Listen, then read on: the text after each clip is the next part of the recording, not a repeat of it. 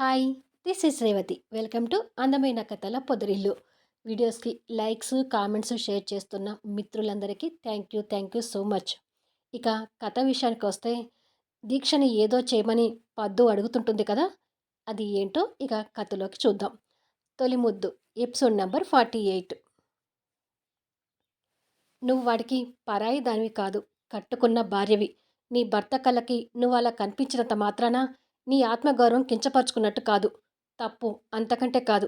అందుకే నేను చెప్పినట్టుగా చెయ్యి అని వార్నింగ్ ఇస్తుంటుంది పద్దు. నా వల్ల కాదు అత్తయ్య గారు. మీరు చెప్పినట్టు బట్టలు విప్పి యష్ ముందు నిలబడలేను అని అంటుంది దీక్ష కన్నీళ్ళు పెట్టుకుంటూ. పద్దు కాస్త తగ్గి, నీ భర్త ముందు నువ్వు అలా నిలబడటానికి సంకోచిస్తావెందుకే? ఏ మగవాడైనా ఏదో ఒక క్షణాన ఆడదాని అందాలకు బలహీనుడు కావాల్సిందే. నా కొడుకులో ఆ క్షణాల్ని ఈరోజు తీసుకురమ్మంటున్నాను.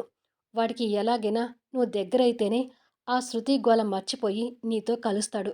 దానికోసం అడ్డమైన పనులన్నీ చేయకుండా వాడి బతుకు వాడు బతుకుతాడు.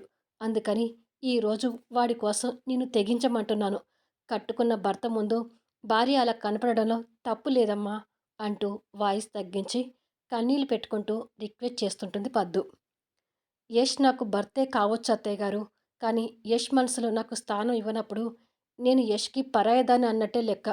అయినా యష్ మనసులో నేను లేనప్పుడు నేను యష్కి ఎలా కనిపించినా తేడా ఉండదు అత్తయ్య గారు అని అంటుంది. ఏంటే బతిమిలాడి చెప్తున్నా వినకుండా నీ ధోరణిలో నువ్వు మాట్లాడుతున్నావు. వాడి మనసు మారుతుందా లేదా అనేది నువ్వు ప్రయత్నం చేసి చూస్తేనే కదా. ఎలాంటి ప్రయత్నాలు చేయకుండా అన్నిటికీ నువ్వే సమాధానాలు చెప్తే ఎలా? ఇక నీతో వాదించే ఓపిక నాకు లేదు. నేను చెప్పినట్టు చేస్తే చెయ్యి, లేదంటే రేపే ఈ ఇంటి నుంచి వెళ్ళిపో అని అంటుంది ఆవేశపడుతూ. దీక్ష వైరాగ్యంగా నవ్వి, శృతి బతికి ఉందని తెలిసినప్పుడే ఈ ఇంట్లో నేను పర్మనెంట్గా ఉంటాననే ఆశ చచ్చిపోయింది అత్తయ్య గారు. శృతికి గతం గుర్తొచ్చి యష్ శృతి కలిసిపోయిన రోజు నేను ఖచ్చితంగా వెళ్ళి తీరాల్సిందే. అప్పటి వరకైనా నన్ను ఇక్కడ ఉండనివ్వండి అని అంటుంది. నీకేమైనా పిచ్చి పట్టిందా? హీరోయిన్ అయిన శృతి మన యష్ని ఎలా లెక్క చేస్తుందనుకుంటున్నావు? ఆ పిల్లకి గతం గుర్తొచ్చినా మన యష్ని చేరదీయదు. అందుకే వీడు ఆ పిల్ల కోసం ఇంకా పిచ్చివాడు కాకముందే నిన్ను వాడికి దగ్గరవ్వమంటున్నాను. వీడిని ఇలాగే వదిలేస్తే శృతి పట్టించుకోవడం లేదని చావటానికి కూడా వెనకాడడు. ఒకప్పుడు వాడు దానికోసం చేతులు కోసుకొని చావు అంచుల వరకు వెళ్ళి వచ్చాడు. మళ్ళీ అలాంటి పరిస్థితి నా కొడుక్కి రాకుండా ఉండాలంటే నువ్వు ఈ సాహసం చేయాలి. లేదంటే ఇప్పుడే నా కొడుకు చచ్చాడనుకొని రేపొద్దున్నే ఇక్కడి నుంచి వెళ్ళిపో అని అంటుంది కోపంగా. అత్తయ్య గారు ఏంటి ఆ మాటలు అని అంటుంది దీక్ష ఆవేశపడుతూ. నువ్వు గనక ఇంతే నిర్లక్ష్యంగా ఉంటే భవిష్యత్తులో జరగబోయేది అదేనే. శృతి కోసం ప్రయత్నించి ప్రయత్నించి వాడు దానికోసం చివరికి చచ్చిపోవడానికి కూడా వెనకాడడు. ఇది నిజం అని అంటుంది పద్దు. ఆ మాటలకి దీక్ష భయపడుతుంటుంది. ఎందుకు చెప్తున్నానో అర్థం చేసుకో దీక్ష. నాకు నా కొడుకు ప్రాణాలతో సంతోషంగా ఉండటం కావాలి. అదంతా నీ చేతుల్లోనే ఉంది అంటూ దీక్ష చేతులు పట్టుకొని బతిమిలాడుతుంటుంది. అప్పటికి దీక్ష ఏమీ మాట్లాడలేకపోతుంటుంది. నీ వైపు నుంచి నువ్వు ప్రయత్నం చేసి చూడమ్మా. లొంగితేనా లొంగుతాడు. లేదంటే ఇంకెప్పుడు కూడా వాడి గురించి నీ దగ్గర మాట్లాడను. చివరిసారిగా ఈ ఒక్క ప్రయత్నం చేసి చూస్తానని నాకు మాట ఇవ్వమ్మా అంటూ పద్దు చెయ్యి చాపుతుంది. దీక్ష కన్నీళ్ళు పెట్టుకుంటూ చూస్తుంటుంది. నీ భర్త కోసమే నిన్నిలా తెగించమంటున్నాను. భార్య అన్నాక భర్తకి ఎప్పటికైనా ఇలా కనపడి తీరాల్సిందే. అది నిన్ను పెళ్ళైన ఇన్ని రోజులకు చేయమంటున్నాను. నా మాట విని ఇలా ఒక్కసారి ప్రయత్నించి చూడవే అని వేడుకుంటుంది చేయి చాపి. దీక్ష కన్నీళ్ళు తుడుచుకొని, సరే అత్తయ్య గారు, చేస్తాను. నేను ఏది చేసినా నా భర్త కోసమే కదా అనే ఉద్దేశంతో చేస్తాను అని తన మనస్సాక్షి చంపుకొని పద్దు చేతిలో చెయ్యి వేసి మాట ఇస్తుంది.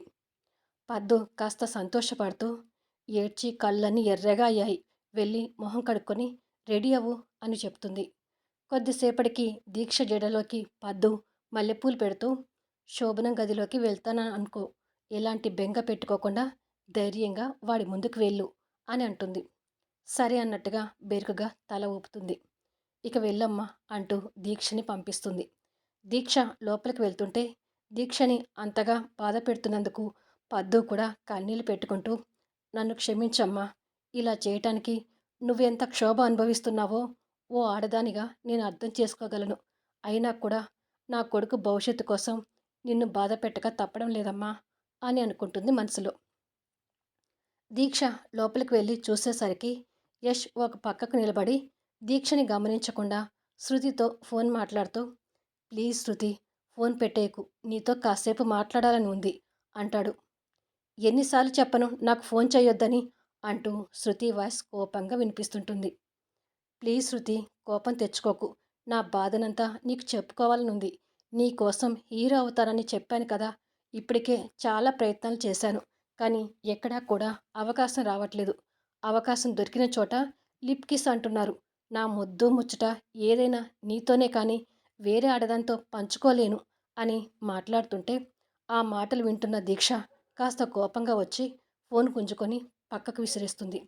యష్ అందంగా రెడీ అయిన దీక్షని కాస్త ఆశ్చర్యంగా చూస్తూ తన ప్రవర్తనని కూడా వింతగా చూసి బెడ్ మీద పడ్డ ఫోన్ వైపు చూసి కోపం తెచ్చుకుంటూ, శృతితో మాట్లాడుతుంటే ఫోన్ గుంజుకొని అవతలకు విసిరేసావేంటి అని అడుగుతాడు రౌద్రంగా. నీకు ఆ శృతి మాత్రమే ఆడదానిలాగా కనిపిస్తుందా యష్? నేను ఆడదానిలాగా కనిపించటం లేదా అని అడుగుతుంది దీక్ష. నువ్వు ఆడదానివి మాత్రమే, శృతివి కాదు కదా అని అంటాడు. నేను శృతి అంత అందంగా లేకపోవచ్చు యష్, కానీ శృతి నిన్ను ఎంతగా ప్రేమించిందో నేను కూడా నిన్ను అంతగా ప్రేమిస్తున్నాను అని అంటుంది బాధగా చూస్తూ. అయితే ఇప్పుడేమంటావు అని అడుగుతాడు. అనడం కాదు, ఇవాళ నన్ను నీకు పూర్తిగా అర్పించుకోవాలనుకుంటున్నాను అంటుంది. అంటే అని అర్థం కానట్టుగా చూస్తాడు. ఈరోజు మన ఇద్దరి కలయిక జరగాలి యష్ అని అంటుంది. పిచ్చేమైనా పట్టిందా నీకు? ఏంటి కొత్తగా మాట్లాడుతున్నావు అని అడుగుతాడు కోపం తెచ్చుకుంటూ. నువ్వేమైనా అనుకో యష్ అని వెళ్ళి డోర్స్ క్లోజ్ చేస్తుంది. యష్ కోపంగా చూస్తుంటాడు. దీక్ష దగ్గరికి వచ్చి యష్ని సూటిగా చూస్తుంటుంది. అసలు ఏమైంది ఇవాళ నీకు అని అడుగుతాడు.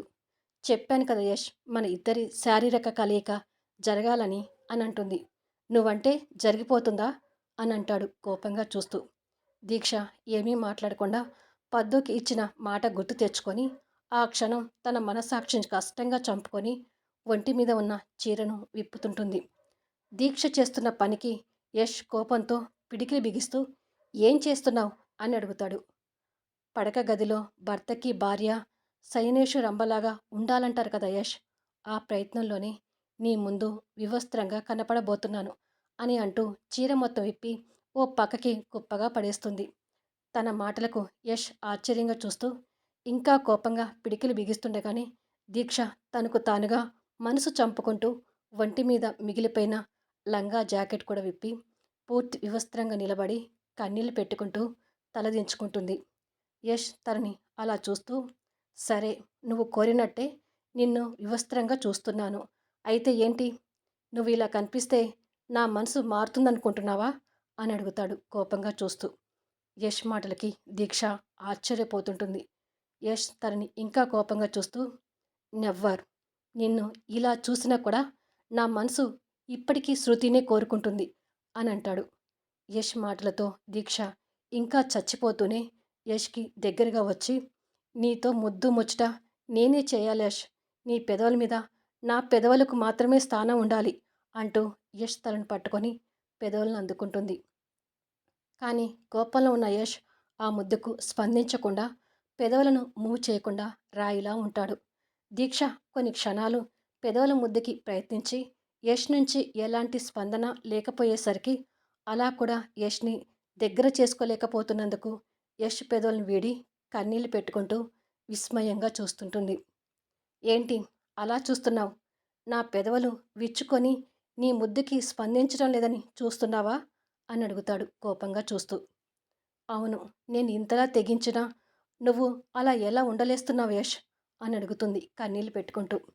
యష్ కొన్ని క్షణాలు కళ్ళు గట్టిగా మూసుకొని తెరిచి, నా పెదవులు విచ్చుకొని నీ పెదవులను కిస్ చేయటానికి నీ మీద నాకు ఫీలింగ్స్ ఉంటేనే కదా అని అంటాడు. అసలే యష్ ముందు అలా నిలబడటానికి అవమానంగా ఫీల్ అవుతున్న దీక్షకి ఆ మాటలు ఇంకా బాధ పెడుతుంటాయి. తను ఆ బాధలో ఉండగానే యష్ తన చెంప మీద నుంచి గట్టిగా కొడతాడు. ఆ దెబ్బకి దీక్ష వెళ్ళి పక్కన ఉన్న బెడ్ మీద పడుతుంది. మరుక్షణమే తన ఒంటి మీద బట్టలు పడుతుంటాయి. యష్ తనకు వెన్నుముఖంగా తిరిగి పిడికిలి బిగించుకొని ముందు బట్టలు వేసుకో అని అంటాడు. ఇలా కూడా ఓడిపోయాననే బాధతో దీక్ష కన్నీళ్లు పెట్టుకుంటూ బట్టలు వేసుకుంటుంది. దీక్ష బట్టలు వేసుకుంటుంటే యష్ తన వైపు చూడకుండా అటువైపు తిరిగి నిలబడతాడు. దీక్ష కొన్ని క్షణాలకు బట్టలు వేసుకున్నట్టుగా అర్థమై తనకు ఎదురుగా తిరుగుతాడు. యష్ కళ్ళు ఇంతకు ముందు కన్నా ఇంకా ఎర్రగా కనిపిస్తుంటాయి. యష్ తనని చూడకుండా బెడ్ వైపు తిరిగి కోపంతో రగిలిపోతున్నట్టుగా పిడికిలి బిగిస్తూ, నీ స్వార్థం, నీ వక్రబుద్ధి ఏంటో పూర్తిగా తెలిసిపోయింది. ఛీ!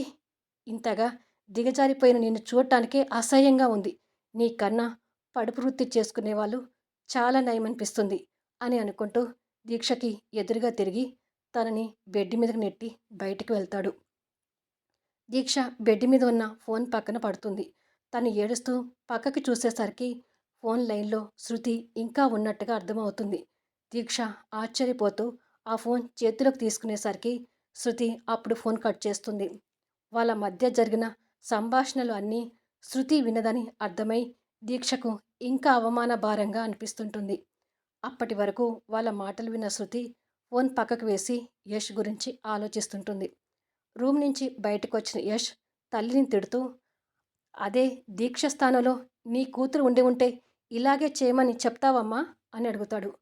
పద్దు చేసిన పనికి ప్రతాప్ గారు కూడా మండిపడుతూ, వాడు అడుగుతున్నాడు కదే సమాధానం చెప్పు, తన స్థానంలో లల్లి ఉంటే లల్లి కూడా ఇదే సలహా ఇచ్చేదానివా అని అడుగుతాడు. ఏమోనండి, సంసారం బాగు కావడానికి కూతురైనా కోడలైనా ఇదే సలహా ఇస్తానేమో. అయినా నేనేదో పెద్ద తప్పు చేసినట్టు మాట్లాడుతున్నారేంటి? వారిద్దరూ భార్యాభర్తలే కదా, పరాయి వాళ్ళు కాదు కదా, అందుకే అలా చేయమన్నాను అని అంటుంది. భార్యాభర్తల బంధానికి కూడా ఒక విలువ ఉంటుంది పద్దు. కట్టుకున్న భార్యకి మనసులో స్థానం ఇచ్చినప్పుడే భార్య స్థానాన్ని భర్త పరిపూర్ణంగా స్వీకరించినట్టు అవుతుంది. వీడు ఆ అమ్మాయి మెడలో 3 ముళ్ళు వేశాడు కానీ మనసులో భార్య స్థానం ఇవ్వలేదు. అటువంటప్పుడు దీక్షతో అలా చేయమని తన మీదకి ఒత్తిడి తేవడమే తప్పు. మీరిద్దరూ కలిసి ఆ అమ్మాయిని ఎందుకు కాల్చుకు తింటున్నారు అని అడుగుతాడు కోపంగా. యష్ ఇక ఏమీ మాట్లాడకుండా ఇంటి నుంచి బయటికి వెళ్ళిపోతాడు.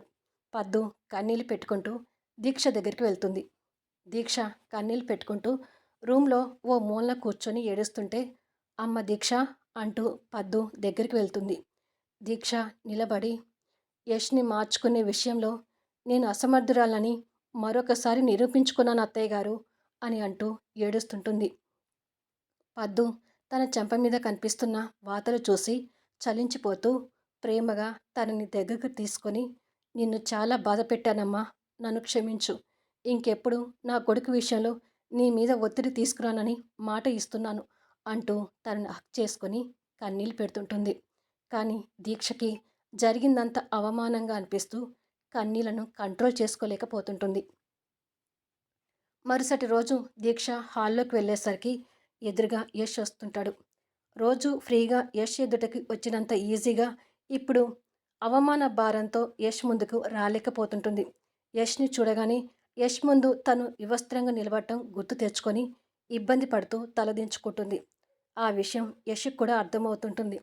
హాల్లో ఉన్న యష్ని ఇక తను ఎదుర్కోలేక కన్నీళ్ళు పెట్టుకుంటూ రూమ్లోకి వెళ్ళిపోతుంది. రూమ్లో ఫ్లోర్ మీద ఓ మూల కూర్చొని యష్ తనని దిగజారిపోయినట్టుగా మాట్లాడిన మాటల్ని తలుచుకుంటూ కళ్ళు మూసుకొని ఏడుస్తుంటుంది. కొన్ని క్షణాలకి ఎవరో తన చెయ్యిని సున్నితంగా తాకినట్టుగా అనిపించి కళ్ళు తెరుస్తుంది. తన చెయ్యి మీద ఉన్న చెయ్యిని చూస్తూ ఆశ్చర్యంగా ముందుకు చూసేసరికి తన చెయ్యి పట్టుకొని తనకి ఎదురుగా యష్ కూర్చొని ఉంటాడు. ఇదండి ఈ ఎపిసోడ్. ఈ ఎపిసోడ్ మీద మీ అభిప్రాయాలను తెలుపుతూ కామెంట్ చేయండి. అలాగే లైక్స్ ఇవ్వండి. మళ్ళీ నెక్స్ట్ అప్డేట్లో కలుద్దాం.